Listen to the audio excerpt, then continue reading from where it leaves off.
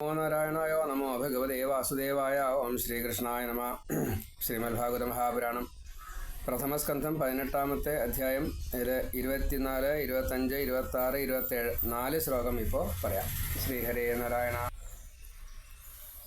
19-ാമത്തെ ഭാഗം. ഓം ഏകജാധനുരുദ്യമ്യ വിചരൻ മൃഗയാം വനേ മൃഗാൻ അനുഗതശ്രാന്ത ക്ഷുധിതസ്തൃഷിതോ ഭൃശം.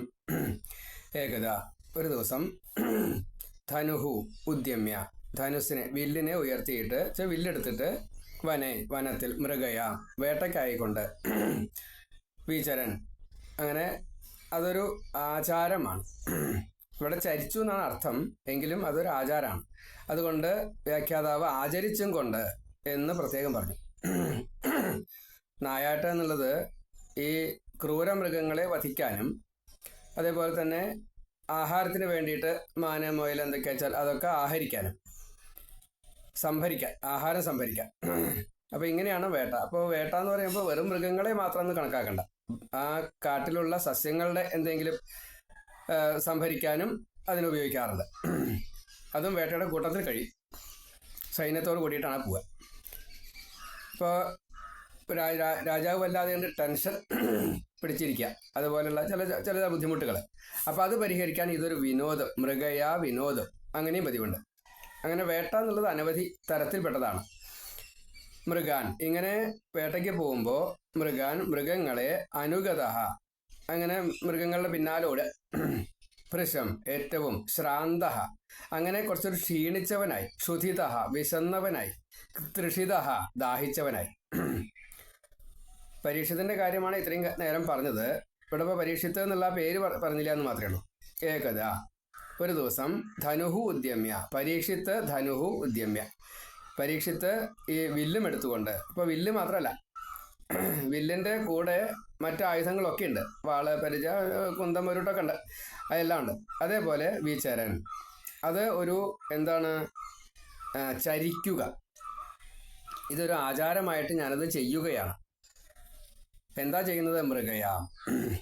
മൃഗയ അത് വേട്ടയാണ്. അപ്പോൾ ആ വേട്ട കാട്ടിൽ പോയിട്ട് വേട്ട ചെയ്യാൻ വേണ്ടിയിട്ട്, അത് ഒരു ആചാരമായിട്ട് ചെയ്യാൻ വേണ്ടിയിട്ട് വനത്തിലേക്ക് മൃഗാൻ അനുഗത അവിടെ എത്തിക്കഴിഞ്ഞ് ഈ വേട്ട തുടങ്ങിയിട്ടുള്ള സമയമാണ് പിന്നെ പറയണത്. മൃഗാൻ അനുഗത മൃഗങ്ങളെ അനുഗമിക്കുന്നതായിട്ടുള്ള ആ പരീക്ഷിത് രാജാവ് ശ്രാന്ത വളരെയധികം ക്ഷീണിതനായി, ഓടി ക്ഷീണിച്ചു. അപ്പോൾ രഥത്തിലിരുന്നാലും ക്ഷീണിക്കും, ഇനി കുതിരപ്പുറത്തോ ആനപ്പുറത്തോ അങ്ങനെയാണ് പോണെച്ചാലും ക്ഷീണിക്കും, കാരണം ഇതിനൊക്കെ അധ്വാനമുണ്ട്. അങ്ങനെ ശ്രാന്ത ക്ഷീണിച്ചു, മാത്രമല്ല ക്ഷുധിത വിശന്നു, തൃഷിത ദാഹിച്ചു, വിശപ്പും ദാഹവും ക്ഷീണവും, ഭൃശം ഏറ്റവും, അല്ല ഭൃശം ഏറ്റവും, ഇങ്ങനെ ഒരവസ്ഥ വന്നു എന്നാണ്. ഇപ്പോൾ ഇവിടെ പരീക്ഷത്ത് എന്നുള്ള പേര് പറഞ്ഞിട്ടില്ല, പിന്നെ നമ്മൾ കുറച്ച് കൂട്ടി ചേർത്താലേ ശ്ലോകം പൂർത്തിയാവുള്ളൂ. ഇത്രയേ വേണ്ടു, സൂചനയെ വേണ്ടു, അതുകൊണ്ടാണ് ഇങ്ങനെ എഴുതാനുള്ള കാരണം. ഇപ്പം നമ്മൾ മലയാളത്തിൽ എഴുതുമ്പോൾ അത് പൂർത്തീകരിച്ച് എഴുതണം, ഇല്ലെങ്കിൽ ആ മലയാളം ശ്ലോകങ്ങളെ അംഗീകരിക്കില്ല. സംസ്കൃതത്തിൽ അത് വേണ്ട, സൂചന മതി, ബാക്കി നമ്മൾ കൂട്ടിച്ചേർത്തോളണം, വ്യാഖ്യാതാവ് കൂട്ടിച്ചേർത്തോളണം, അങ്ങനെയാണ്. ഏകദ ധനുരുദ്യമ്യ വിചരൻ മൃഗയാം വനേ മൃഗാൻ അനുഗത ശ്രാന്ത ക്ഷുധിതസ്തൃഷിതോ ഭൃശം. ഒരിക്കൽ ഈ വില്ലുമമ്പൊക്കെ എടുത്തുകൊണ്ട് കാട്ടിലേക്ക് വേട്ടയ്ക്ക് വേണ്ടിയിട്ട് അതൊരു ആചാരമായിട്ട് ചെയ്യുക എന്ന രീതിയിൽ ചെയ്യാൻ വേണ്ടിയിട്ട് പോയി കാട്ടിലെത്തി. അതേപോലെ വേട്ട തുടങ്ങി. അപ്പോൾ മൃഗങ്ങളുടെ പിന്നാലെ ഓടിയിട്ട് ക്ഷീണിച്ചു, വിശന്നു, നല്ലോണം ദാഹിച്ചു, അതും മാക്സിമം, ഭൃശം ഏറ്റവും. ഇങ്ങനെ ഒരു പരീക്ഷത്തിൻ്റെ അവസ്ഥയെ ആദ്യം ആമുഖമായിട്ട് പറഞ്ഞു. ജലാശയമജക്ഷാണ പ്രവിവേശ തമാശ്രമം തം ആശ്രമം ദദർശ മുനിം ആസീനം ശാന്തം മീലിതലോചനം പ്രതിരുദ്ധേന്ദ്രിയപ്രാണ മനോബുദ്ധിം ഉപാരതം സ്ഥാനത്രയാൽ പരം പ്രാപ്തം ബ്രഹ്മഭൂതം അവിക്രിയം വിപ്രകീർണ ജടാച്ഛന്നം രൗരവേണാജിനേന ച വിശുഷ്യത്താലുരുദകം തഥാഭൂതമയാചതാം. അവിടെ കണ്ടതായിട്ടുള്ള ഒരു ആശ്രമത്തിൽ അവിടെ എത്തിയെന്നും ആ ആശ്രമത്തിലിരിക്കുന്ന ശമീകൻ എന്ന മഹർഷിയുടെ പേര് പറയണേ ഉള്ളൂ, ഇപ്പോൾ പറഞ്ഞിട്ടില്ല. ആ ശമീകൻ എന്ന മഹർഷിയുടെ അപ്പോഴത്തെ അവസ്ഥയും വിസ്തരിച്ചു 3 ശ്ലോകങ്ങളെ കൊണ്ട്. ജലാശയം, ജലം എവിടെയാണോ കിട്ടുക, ജലമുള്ള സ്ഥലം ഏതാണോ അത് ജലാശയം. ആ ജലസ്ഥാനത്തെ, ജലം എവിടുന്നാ കിട്ടുക എന്ന് അന്വേഷിച്ചുകൊണ്ട് ജലസ്ഥാനത്തെ അചക്ഷാണ, കാണാത്തവനായിട്ട്, കണ്ടില്ല, അചക്ഷാണ, കാണാൻ കഴിഞ്ഞില്ല, എവിടെയും ജലം കാണാനില്ല. തം ആശ്രമം, ആ ആശ്രമം, ശമീകന്റെ ആശ്രമം, തം ആശ്രമം, ആശ്രമത്തെ പ്രവേശിച്ചു. അപ്പൊ ഇത് ശമീകന്റെ ആണെന്നോ അതൊന്നും അറിയില്ല. ഒരാശ്രമം, അവിടെ ധാരാളം മുന്യാശ്രമങ്ങളുണ്ട്. എന്ന കൂട്ടത്തിൽ ഒരു മുന്യാശ്രമത്തിൽ കയറി, മുനിയുടെ ആശ്രമത്തിൽ കയറി, അത്രയേ ഉള്ളൂ. അത് ശമീകന്റെ ആശ്രമമായിരുന്നു. മീലിതലോചനം, അപ്പോൾ അവിടെ ധ്യാനത്തിലായിരുന്നു എന്നാണ്. ഈ കണ്ണടച്ച് ധ്യാനിക്കുക, മീലിതലോചനം, അടയ്ക്കപ്പെട്ടിരിക്കണം, ഒട്ടും തുറന്നിട്ടില്ല. അർത്ഥനിമീലിതം എന്നും പറഞ്ഞില്ല, ഉന്മീലിതം എന്നും പറഞ്ഞിട്ടില്ല. അപ്പൊ കണ്ണ് തുറന്നത്, അർത്ഥനിമീലിതം പകുതി അടച്ചിട്ട്. ഇതിപ്പോ മീലിതമാണ്, ശരിക്കും കണ്ണടച്ചിട്ടാ. മീലിതലോചനം, പ്രതിരുദ്ധ ഇന്ദ്രിയ പ്രാണ മനോബുദ്ധി. അപ്പൊ ആ ധ്യാനത്തിന്റെ തീക്ഷ്ണതയാണ് അവിടെ പറയാനുള്ള കാരണം. പ്രതിരുദ്ധ, തടുത്തു. എന്തൊക്കെയാ തടുത്തത്? ഇന്ദ്രിയങ്ങള്, 5 ജ്ഞാനേന്ദ്രിയങ്ങളും 5 കർമ്മേന്ദ്രിയങ്ങളും പൂർണ്ണമായിട്ടും പ്രതിരുദ്ധം, തടുത്തു. അപ്പൊ കണ്ണ് എവിടേക്കും പോവില്ല, മൂക്ക് എവിടേക്കും പോവില്ല, ചെവി പോവില്ല, ഈ രുചി പോവില്ല, തൊലി പോവില്ല, അതേപോലെ കൈകാലുകൾ പോവില്ല, പിന്നെ വാക്കുകളില്ല, മലമൂത്രാദികളില്ല. അങ്ങനെ 10 ഇന്ദ്രിയങ്ങളും ഒരേപോലെ പ്രതിരുദ്ധം, അടച്ചു വെച്ചു. ഇങ്ങനെയോ പ്രാണൻ. അപ്പൊ പ്രാണനെ ക്രമേണയായിട്ട് അതാത് സ്ഥാനത്തിരുത്തിക്കൊണ്ട് ധ്യാനം ചെയ്യുക, അങ്ങനെയാണ്. അപ്പോൾ അത് ഷഡാധാരം. ഏറ്റവും അടിയിലാണോ ഇരിക്കുന്നത്, മൂലാധാരം തൊട്ടിട്ട്, ഇനി മറ്റേ ആജ്ഞാചക്രത്തിലാണോ ഇരിക്കുന്നത്, അത് പറയാൻ പറ്റില്ല. എവിടെയോ ഇരിക്കുന്നു പ്രാണൻ, പക്ഷെ പ്രാണത്തിന് ചലനമില്ല, അടക്കിയിരിക്കുകയാണ്. ഏത് സ്ഥാനത്താണോ ഇരിക്കുന്നത് ആ സ്ഥാനത്ത്. അപ്പൊ ഈ 6 സ്ഥാനങ്ങളൊന്നും അല്ല ഉള്ളൂ കേട്ടോ, 100 കണക്കിന് സ്ഥാനങ്ങളുണ്ട് എന്ന് പറയാറുണ്ട്. അതിലേറ്റവും പ്രധാനപ്പെട്ടതാണ് ഈ 6 സ്ഥാനങ്ങൾ എന്ന് മാത്രമേ ഉള്ളൂ. പ്രാണൻ എല്ലാ ദിക്കിലും വ്യാപൃതനാണ്, വ്യാനനാണ്. അപ്പൊ ഈ സമാനനായിക്കൊണ്ട് വ്യാനനായിട്ടുള്ള ഈ പ്രാണനെ അനവധി ദിക്കിൽ ഇരുത്താൻ പറ്റും, ഒളിപ്പിക്കാൻ സാധിക്കും. ഹിരണ്യകശിപു എല്ലിന്റെ ഉള്ളിലാണ്, മജ്ജയുടെ ഉള്ളിലാണ് ഈ പ്രാണനെ ഒളിപ്പിച്ചത് എന്ന് പറയാറുണ്ട്. എന്നിട്ടാണ് തപസ് ചെയ്തത്. അത് കാരണം എല്ലും തൊലിയായി, എന്നിട്ടും മരിച്ചില്ല. പ്രാണനെ ഒളിപ്പിച്ചു. അത് കൃതയുഗത്തിൽ പറ്റും, ഈ യുഗത്തിലൊന്നും പറ്റില്ല, കലിയുഗത്തിലൊന്നും പറ്റില്ല. അപ്പോൾ ഇവിടെ അത്രയേ ഉള്ളൂ, പ്രാണനെ ഒളിപ്പിച്ചു. ആ പ്രാണനെ എവിടെയാണോ ഇരിക്കുന്നത്, പ്രാണനും ജീവനും തമ്മിലൊരു വലിയൊരു ബന്ധമുണ്ട്, അഭേദ്യമായിട്ടുള്ള ബന്ധമുണ്ട്. ആ ബന്ധം മനസ്സുകൊണ്ട്, ബുദ്ധി കൊണ്ട്, അഹം എന്നുള്ള ബോധത്തോട് കൂടിയിട്ട്, ജീവനാണ് അവിടെ, ദേഹം എന്നുള്ള ബോധത്തിലല്ല. അപ്പോൾ ദേഹത്തെ വിട്ടു. അങ്ങനെ ചിത്തത്തിലിരിക്കുന്ന സാക്ഷിയെ, അത് ബ്രഹ്മാവസ്ഥയിലുള്ള, എന്താ ധ്യാനിക്കണ അതറിയില്ല, ധ്യാനിക്കണമെന്ന് മാത്രമേ അറിയുള്ളൂ. പ്രാണനെ അടക്കിയിട്ടാണ് ധ്യാനിക്കുന്നത്. മനസ്സിനെ അടക്കി, ബുദ്ധിയെ അടക്കി, അഹം എന്നുള്ള ബോധമില്ല. അപ്പോൾ വളരെ തീക്ഷ്ണമായിട്ടുള്ള ഭാവത്തിലാണ് ഈ ധ്യാനം ഇരിക്കുന്നത്. മീലിതലോചനം എന്നുള്ളത് ഇന്ദ്രിയങ്ങളെ എല്ലാം അടക്കി എന്നുള്ളത് അതുകൊണ്ട് തന്നെയാണ്. പ്രത്യക്ഷമായിട്ട് കാണുന്നു, കണ്ണടച്ചു എന്നുള്ളതിൻ്റെ സാരം മറ്റുള്ളതൊക്കെ അടച്ചു എന്നാ. അപ്പം അങ്ങനെ പ്രാണനെ അടക്കി, മനസ്സിനെ അടക്കി, ബുദ്ധിയെ അടക്കി, ഇന്ദ്രിയങ്ങളെ മുഴുവൻ അടക്കി, പ്രതിരുദ്ധം, തടുത്തു. എന്നിട്ടോ ഉപാരതം, ഉപരതിയെ പ്രാപിച്ചു. അപ്പോൾ ഈ ദേഹബോധത്തിലല്ല, പ്രകൃതി ബോധത്തിലുമല്ല, അതിലും മീതെയാണ്. പ്രാകൃതഭാവത്തിൽ നിന്നും ഉപരി, അതാണ് ഉപരി, ഉപരിചരൻ. ഇപ്പൊ സദാസമയത്തും ഈശ്വരൻ എന്നുള്ള നിലയ്ക്ക് അഹം ബ്രഹ്മ അസ്മി ആയിരിക്കണം. എന്നാൽ ദേഹം ഉണ്ടായത് കൊണ്ട് അവിടെ ആയിട്ടില്ല, ജസ്റ്റ് ബിഫോർ ദാറ്റ് ആണ്. അപ്പൊ അങ്ങനെ ഉപരതിയെ പ്രാപിച്ചതായിട്ടുള്ള ഈ മുനി സ്ഥാനത്രയത്തിൽ നിന്നും കടന്നു. സ്ഥാനത്രയം എന്നുള്ളത് സ്വതേ വാസമാവാം, അതല്ലെങ്കിൽ ജാഗ്രത സ്വപ്ന സുഷുപ്തിയാവാം. ഈ അവസ്ഥാത്രയങ്ങൾ പലതുമുണ്ട്, ഇരിക്കുന്ന സ്ഥലങ്ങൾ പലതാണ്. പാതാളവാസം അത് ഏറ്റവും തമോ ഗുണമാണ്. അത് ഭൂമിയിലാവുമ്പോഴേക്കും മനുഷ്യവാസം അങ്ങനെയൊക്കെ ആകുമ്പോൾ രജോ ഗുണമാണ്. അത് കഴിഞ്ഞാൽ സാത്വിക ഗുണമാണ്. അപ്പം ത്രിഗുണങ്ങളെ മറികടന്ന ഭാവാവാം. സ്ഥാനത്രയാത് പരം. അപ്പം അങ്ങോട്ട് മുകളിലേക്ക് കടന്നു. ഈ 3 കുറേ ഉണ്ട്. ഈ 3 ഏതായാലും, അവസ്ഥാത്രയമായാലും, ഈ ഇരിക്കുന്ന വാസസ്ഥലം ആയാലും, ജാഗ്രത സ്വപ്ന സുഷുപ്തി തൊട്ടുള്ള പലതും നമുക്ക്, അതേപോലെ തന്നെ കാലത്രയങ്ങളുണ്ട്. അതിനെയൊക്കെ മറികടന്നിട്ടുള്ള ഒരു അവസ്ഥയിലാണ് ഈ സ്ഥാനത്രയാത് എന്ന് പറയുക. ത്രിഗുണങ്ങളെ മറികടന്ന ഒരവസ്ഥ അത് വളരെ പ്രധാനമാണ്. കാരണം അത് കടന്നാലെയാണ് നമുക്ക് മഹത്തത്വത്തിലേക്ക് എത്താൻ തന്നെ പറ്റുള്ളൂ. അഹന്തത്വം കടന്നിട്ട് വേണം മഹത്തത്വത്തിലേക്ക് എത്താൻ. അഹന്തത്വമാണ് ത്രിഗുണം. അപ്പം അത് കടന്നിട്ട് വേണം. അപ്പോൾ സ്ഥാനത്രയാത്, അപ്പം അതിന് ഒരുപാട് അർത്ഥങ്ങളുണ്ട് എന്ന് സാരം. അങ്ങനെ സ്ഥാനത്രയാത് പരം പ്രാപ്തം, അതിൻ്റെ മുകളിലേക്ക് പ്രാപിച്ചിരിക്കണം. അപ്പം പിന്നെ ഇവിടെ ഈ ദേഹത്തിലോ അല്ലെങ്കിൽ ദേഹവുമായി ബന്ധപ്പെട്ടതല്ല സ്ഥലത്തോ അല്ലെങ്കിൽ ഞാൻ ആശ്രമത്തിലാണ് മുനിയാണ് ഇതൊന്നും അവിടെ ഉണ്ടാവില്ല. അവിടെ ആരെങ്കിലും വരുമോ, മൃഗങ്ങൾ വരുമോ, ഈ പുലി കടിച്ചു തിന്നുമോ, ഇതൊന്നും അവിടെ പ്രശ്നമല്ല. കടിച്ചു തിന്നാൽ തിന്നു അത്രയേ ഉള്ളൂ. കാരണം ജീവൻ മറ്റൊരവസ്ഥയിലായിരിക്കണത്. അത് മുകളിലേക്ക് പോയിരിക്കണം, ഉപരതിയാണ്. അതുകൊണ്ട് പരംപ്രാപ്തമാണ്. സ്ഥാനത്രയാത് പരംപ്രാപ്തമാണ്. 3 കാലത്തെയും മറികടന്നിരിക്കണം. അങ്ങനെ ബ്രഹ്മഭൂതം ബ്രഹ്മമായിട്ട് മാറിയിരിക്കണം. ഒരു പക്ഷേ ഈ ബ്രഹ്മാണ്ടത്തിൽ ആയിക്കോളണം തന്നെ ഇല്ല. ഇപ്പോഴത്തെ ആ ബോധം ഈ ഈശ്വരൻ്റെ ഒരു സകല സ്വരൂപം മറ്റൊരു ബ്രഹ്മാണ്ടത്തിലാണ് ഉള്ളതെങ്കിൽ, ചിലപ്പോൾ അവിടെയാണ് ബന്ധമുള്ളതെങ്കിൽ ഈ ധ്യാനം അവിടേക്ക് എത്തിയിട്ടുണ്ടാവും. നമുക്കിപ്പോൾ ഇവിടെ തന്നെ പൂർണ്ണമായിട്ട് ധ്യാനിക്കാതെ കൂട്ടിയാൽ പറ്റില്ല. നമ്മൾ സങ്കല്പിക്കുന്നത് മാത്രമേ ഉള്ളൂ, ധ്യാനമില്ല. നമ്മൾ ധ്യാനം എന്ന് പറയുന്നതൊക്കെ സങ്കല്പധ്യാനമാണ്. നമ്മൾ ഇങ്ങനെ ചിന്തിച്ചു കൂട്ടുക അത്രയേ ഉള്ളൂ. നമുക്ക് ധ്യാനത്തിൽ സ്വപ്നത്തിൽ ധ്യാനം ചിലപ്പോൾ സംഭവിക്കാം. നമ്മൾ അറിയാതെ കണ്ടൊരു ഇൻഡ്യൂഷൻ നമ്മിലേക്ക് അങ്ങോട്ട് വന്ന് കയറും. എന്ന കൂട്ടത്തിൽ ഈ സങ്കല്പധ്യാനം ചെയ്യുന്നതിൻ്റെ ഇടയ്ക്ക് വളരെ ഭാഗ്യമുണ്ടെങ്കിൽ മാത്രമേ ഈ ധ്യാനത്തിലേക്ക് നമുക്ക് എത്താൻ സാധിക്കുള്ളൂ.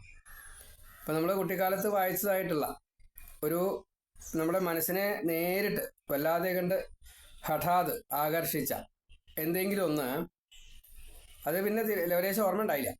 പിന്നെ ഒരു 50-60 കൊല്ലം കഴിഞ്ഞതിന് ശേഷം വളരെ പെട്ടെന്ന് അതൊന്ന് ഓർമ്മ വന്നു. അപ്പം അതിൻ്റെ പൂർണ്ണ രീതിയിൽ ഒരു 10 പേജ് ഉണ്ടെന്ന് കൂട്ടുക. ഈ 10 പേജും നമ്മൾ അന്ന് വിട്ടതാ, പിന്നെ ഇതുവരെ അത് തൊട്ടിട്ടില്ല. അപ്പോൾ ഈ 10 പേജ് നമുക്ക് അതിൻ്റെ വേണ്ട രീതിയിൽ, ആ പുസ്തകം തന്നെ ഇപ്പം ഇല്ല, പക്ഷെ മുഴുവനായിട്ട് നമുക്ക് കിട്ടുന്നുവെങ്കിൽ അക്ഷരമായിട്ട് പേജ് അക്ഷരം സകലതും കിട്ടണം. അങ്ങനെ കിട്ടുകയാണെങ്കിൽ അതൊരു ധ്യാനം തന്നെയാണ്. മറ്റത് കൃത്രിമ ധ്യാനമാണ്. കൃത്രിമ ധ്യാനവും ഈ ഉള്ളിൽ നിന്ന് വരുന്നതായിട്ടുള്ള ഈ ഒരു അവസ്ഥയിലേക്ക് നമ്മുടെ ജീവനെ, നമ്മുടെ മനസ്സിനെ, നമ്മുടെ സകലതും അവിടേക്ക് എത്തിക്കുക. പ്രപഞ്ചത്തെ മുഴുവൻ വിട്ടുകൊണ്ട്, ദേഹത്തെ മുഴുവൻ വിട്ടുകൊണ്ട്, അങ്ങനെ ഒരു ധ്യാനം, അതാണ് ഉപരതി. അപ്പം ആ ഉപരതിയിലാണ് ഇവിടെ ബ്രഹ്മഭൂതമായിട്ട് മാറിയിരിക്കുന്നു ഈ ശമീക മഹർഷി. അതുകൊണ്ട് തന്നെ അവിക്രിയം. പിന്നെ ക്രിയകളില്ല, വിക്രിയകളില്ല, അവിക്രിയം ആണ്. ഒരു വികൃതിയില്ല, ഒരു പ്രവൃത്തിയില്ല എന്നർത്ഥം. ശ്വാസം പോലും വലിക്കുന്നില്ല. ശ്വാസം വലിക്കുകയാണെങ്കിൽ അത് പ്രകൃതിയാണ്. ശ്വാസം വലിക്കുന്നത് അറിയുന്നില്ല എന്ന് വേണമെച്ചാൽ ഇവിടെ പറയാം. അത്രേ നമുക്ക് പറ്റുള്ളൂ. കാരണം നമ്മൾ നമ്മുടെ മഞ്ഞപ്പിത്തമുള്ള കണ്ണുകൊണ്ടാണല്ലോ കാണുക. അതുകൊണ്ട് ശ്വാസം വലിക്കുന്നുണ്ട്, വേറെ ഒന്നുമില്ല. നമ്മൾ ഈ ഭാഗവതത്തിലെ പല കഥാപാത്രങ്ങളും തപസ് ചെയ്യുമ്പോൾ ശ്വാസത്തെ അടക്കി പിടിച്ചു. ധ്രുവനൊക്കെ ചെറിയ കുട്ടി തന്നെ, എന്നിട്ട് ശ്വാസത്തെ അടക്കി പിടിച്ചു എന്ന് പറയുന്നുണ്ട്. എന്ന കൂട്ടത്തിലാണോ ഇരിക്കുന്നത് ഉപരതിയിൽ അറിയില്ല. അപ്പോൾ അവിക്രിയം ആണ്, ഒരു പ്രവൃത്തിയും ചെയ്യുന്നില്ല, അപ്പോൾ ശ്വാസവും വലിക്കുന്നില്ല എന്നാണ് അതിൻ്റെ സാരം. വിപ്രകീർണ ജഡാച്ഛന്നം. ഇനി ആ ഒരു ശരീരത്തിൻ്റെ ഒരു അവസ്ഥ ഒന്ന് കാണിക്കുകയാണ്. വിപ്രകീർണമായിട്ടുള്ള ജഡയാൽ മറയ്ക്കപ്പെട്ടവനും.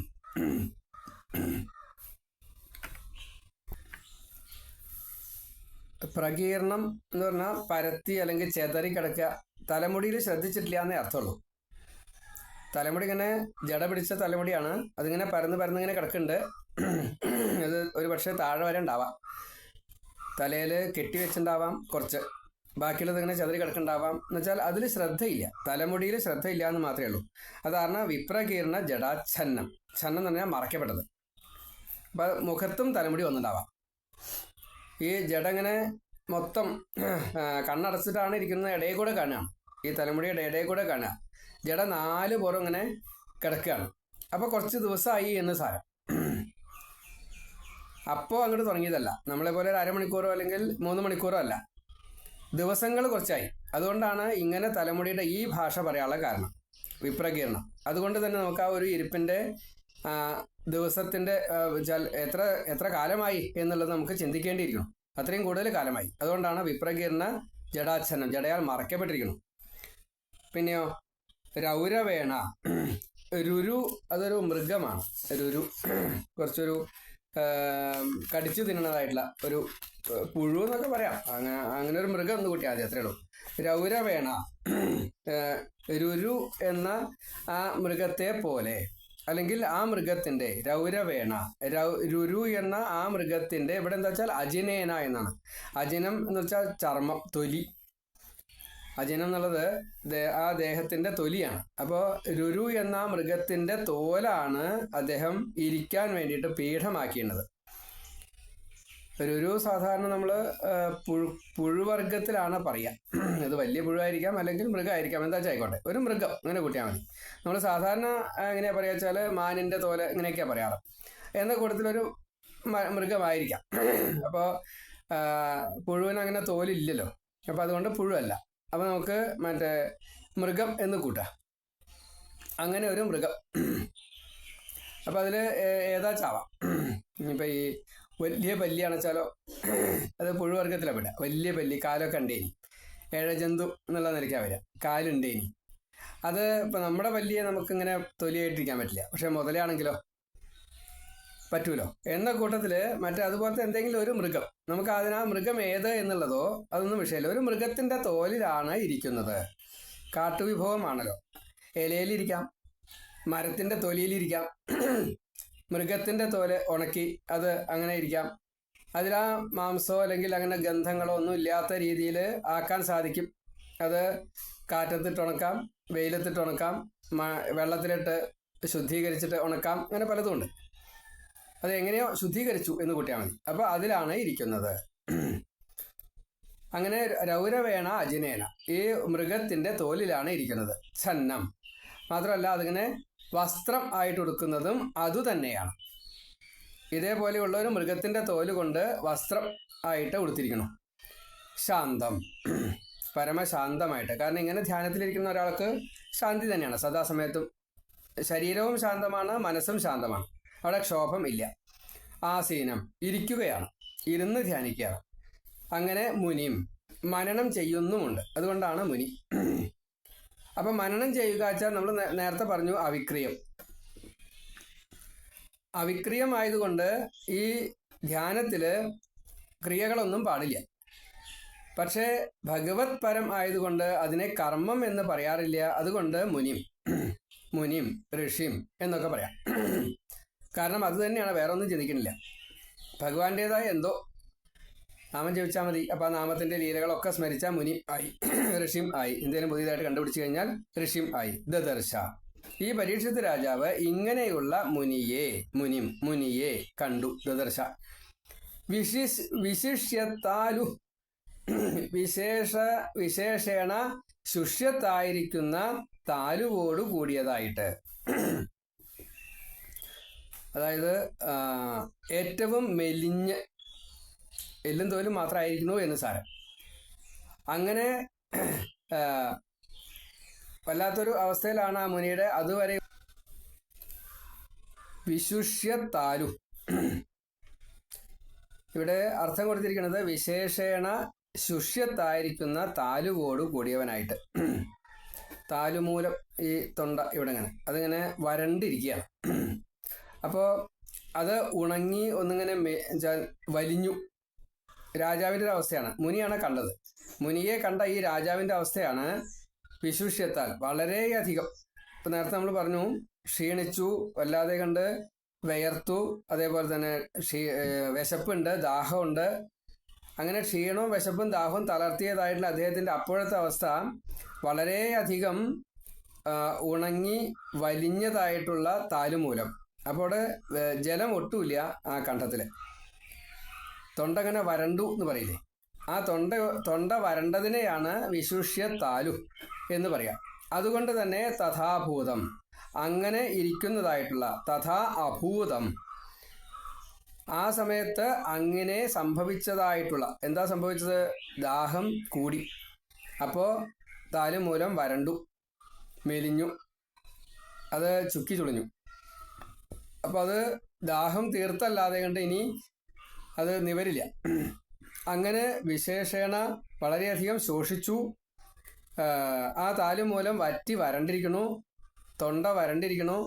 അപ്പോൾ അദ്ദേഹം അങ്ങനെയിരിക്കുന്ന തഥാ അഭൂതം അങ്ങനെയിരിക്കുന്നതായിട്ടുള്ള അദ്ദേഹം ഉദകം അയാചത. ഉദകം എന്ന് പറഞ്ഞാൽ വെള്ളത്തെ അയാചത യാചിച്ചു. ഇപ്പോൾ ഈ മുനിയുടെ വിശേഷണവും പറഞ്ഞു, ഇദ്ദേഹത്തിന്റെ അവസ്ഥയും പറഞ്ഞു, പരീക്ഷത്തിന്റെ അവസ്ഥയും പറഞ്ഞു. ഇവിടെ ജലാശയം, ജലത്തെ കിട്ടുമോ? ജലം എവിടെയെങ്കിലും ഉണ്ടോ? കിണറോ കുളമോ അല്ലെങ്കിൽ പുഴയോ അങ്ങനെ എന്തെങ്കിലും ഒന്നുണ്ടോ? തോടോ? എന്തായാലും വേണ്ടില്ല, ഒറ്റപ്പാറയിലെ വെള്ളമോ, ഇങ്ങനെ എന്ത് കിട്ടിയാലും അന്ന് ഉപയോഗിക്കാറുണ്ട്. ഇപ്പോഴേ അതൊക്കെ വല്ലാതെ കണ്ട് മലിനമായിട്ടുള്ളൂ.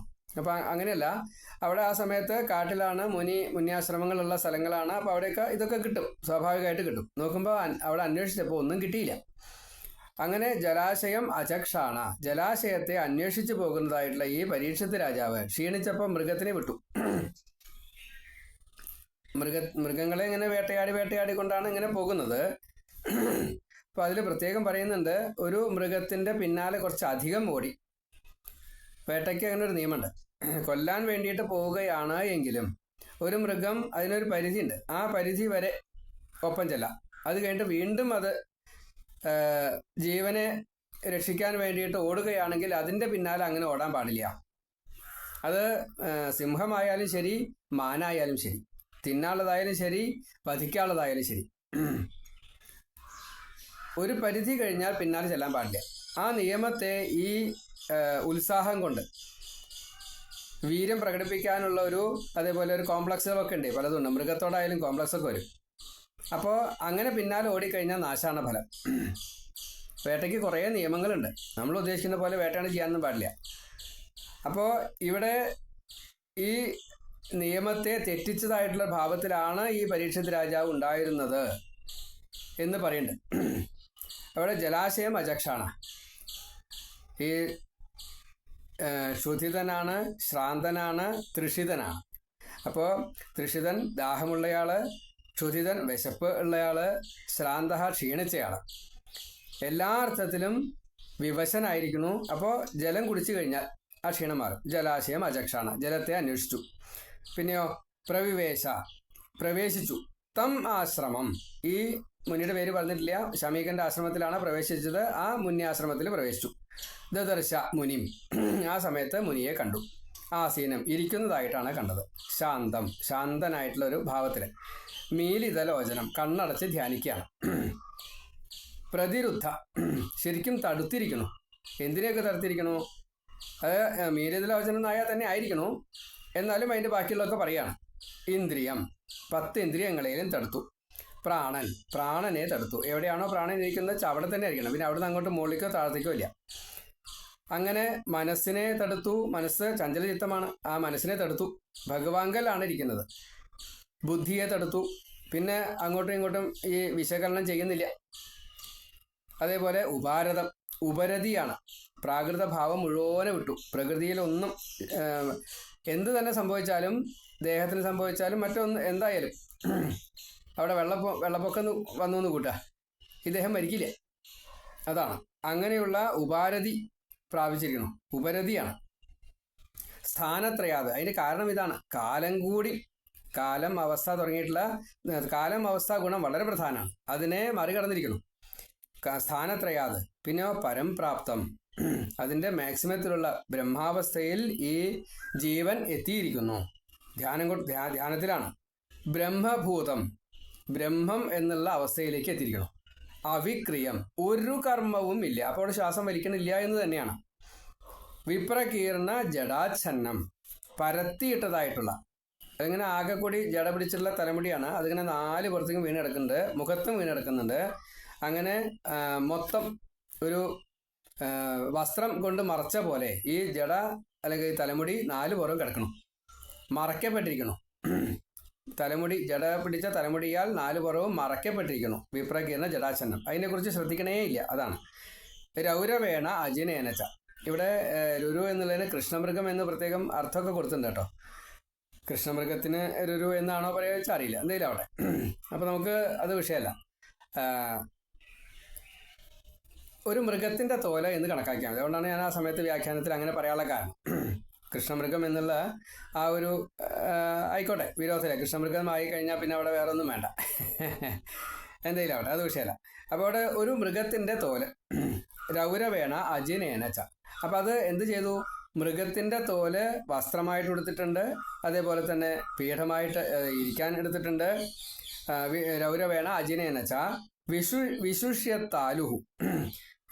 വിശേഷേണ അത് ഈ താലുമൂലം മുഴുവൻ തൊണ്ട വരണ്ട് വല്ലാതെ കണ്ട് വറ്റി വരണ്ടിരിക്കണോ, തൊണ്ട വരണ്ടിരിക്കണോ. അത് കാരണം വിശുഷ്യത്താലു വിശുഷ്യ എന്ന് മതി. വിശുഷ്യ രണ്ടും കൂടി ചേർക്കുമ്പോഴാണ് ശോഷിച്ചതായിട്ടുള്ള നല്ലോണം ശോഷിച്ചിരുന്നു, മെലിഞ്ഞിരിക്കുന്നു എന്നർത്ഥം. വറ്റി വരണ്ടിരിക്കുന്നു, അതാണ് വിശുഷ്യ.